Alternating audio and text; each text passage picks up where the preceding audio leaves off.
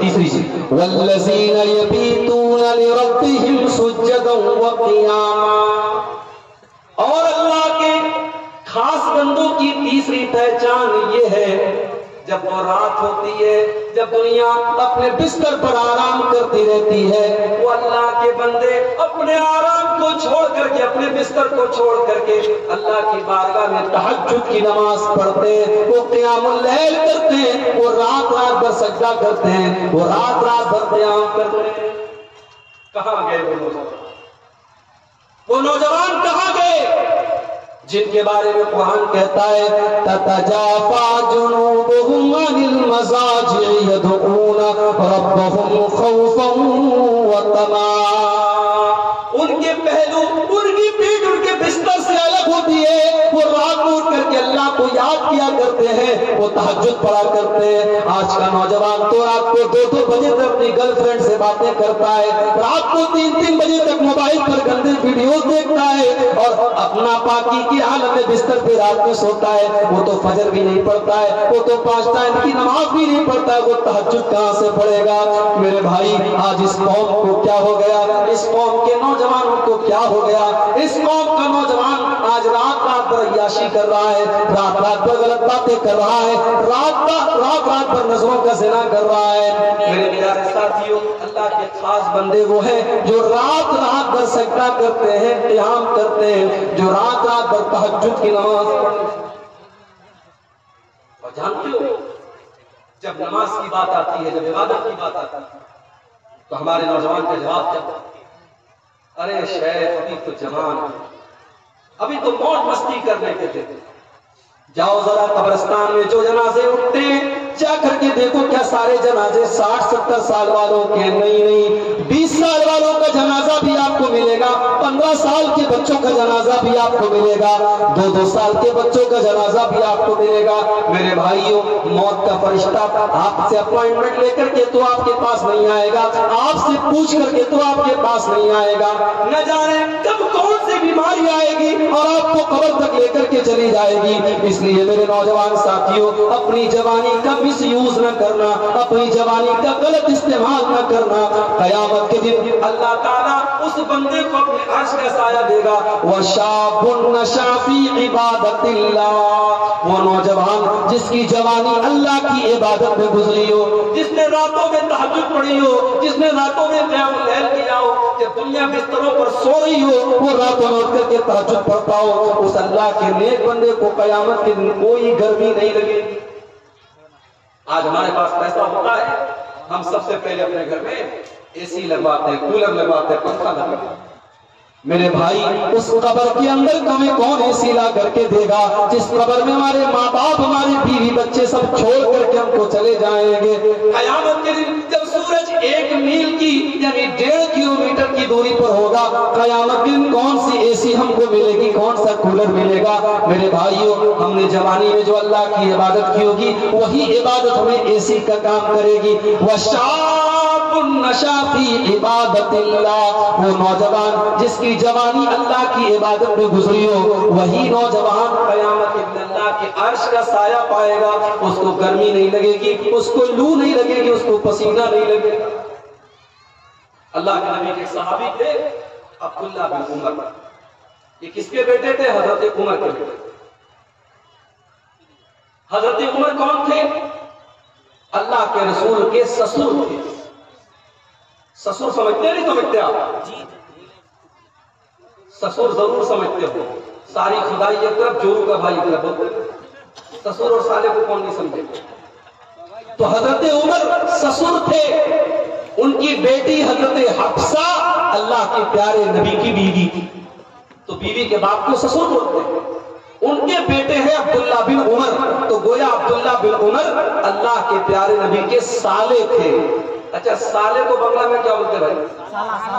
سالہ ہی بولتے ہیں، سالے کو سالہ ہی بولتے ہیں۔ چھوڑو، ہاں سالہ سالہ کریں گے جیسا لگے گالی دے رہے ہیں۔ اچھا، سالے کو اردو میں کیا بولتے ہیں پتا ہے آپ کو؟ چلو بتا دیتے ہیں، آپ کی نالج میں اضافہ کر دیتے ہیں۔ سالے کو بڑا بہترین لفظ ہے اردو میں، اس کو کہیں یاد کر لو اور آپ اپنے سالے کو یہی کہہ کے بلائے کرو، برادر نسبتی۔ سمجھ نہیں پائے گا کیا بولتے ہیں برادر نسبتی. اپنے سالے کو اب سالے صاحب مت بولنا, کہنا برادر نسبتی صاحب کیسے ہیں, تو خوش ہو جائے گا میرا مقام بہت اونچا کر رہے ہیں. تو اللہ کے نبی کے سالے ہیں عبداللہ ابن عمر رضی اللہ عنہ. عبداللہ بن عمر نے ایک مرتبہ خواب دیکھا, سپنا دیکھا. سپنے میں دیکھا کہ دو لوگ میرے پاس آئے اور مجھ کو لے کر کے کنویں کے پاس گئے, اور جب کنویں میں میں نے جھانک کے دیکھا تو کنویں کے اندر آگ جل رہی تھی. میں دیکھ کر کے ڈر گیا. انہوں نے کہا تم اس کے اندر نہیں جاؤ گے, اور اتنا کہہ کر کے مجھے واپس لے کے آئے. اور پھر میری نیند کھل گئی, میرے پورے چہرے پر پسینہ آ گیا. میں ڈر گیا, کہیں ایسا تو نہیں کہ میں جہنم میں جانے والا ہوں, کہیں ایسا تو نہیں میرے ساتھ کچھ برا ہونے والا ہے. لیکن ان کی ہمت نہیں پڑ رہی تھی کہ اپنے اس سپنے کے بارے میں وہ اللہ کے نبی کو کیسے بتائیں. تو کبھی کبھی ایسا ہوتا ہے جب آدمی کوئی بات کسی کو نہیں بتا پاتا ہے تو اپنی بہن کو بتاتا ہے, اپنی بڑی بہن کو بتاتا ہے, اپنی دیدی کو بتاتا ہے. حضرت عبداللہ بن عمر نے اپنی بہن حضرت حفصہ سے کہا کہ میں نے ایسا ایسا خواب دیکھا ہے, تم ایک کام کرو, اس خواب کا مطلب اللہ کے نبی سے پوچھ کر کے مجھ کو بتا دو. بھائی بہن کا رشتہ بڑا پیارا رشتہ ہوتا ہے. جن کی بہنیں زندہ ہیں اللہ سلامت رکھے, اپنی بہنوں کی قدر کرو, اور بہنیں بھائیوں کی قدر کریں. جن کے گھروں میں صرف بہنیں ہیں اور بھائی نہیں ہیں, ان سے پوچھو بھائی کیا چیز ہوتی ہے, اور جن بھائیوں کو بہن نصیب نہیں ہوتی اس سے پوچھو بہن کیا چیز ہوتی ہے. حضرت حفصہ رضی اللہ تعالیٰ عنہا نے اللہ کے نبی کے پاس آ کر کے کہا, اے اللہ کے نبی میرے بھائی نے ایسا ایسا خواب دیکھا ہے, ایسا ایسا سپنا دیکھا ہے, اس کا کیا مطلب ہے. بخاری کے الفاظ ہیں, اللہ کے نبی نے فرمایا کہ اے حفصہ نعم الرجل عبداللہ, اے حفصہ تمہارا بھائی عبداللہ بہت اچھا انسان ہے.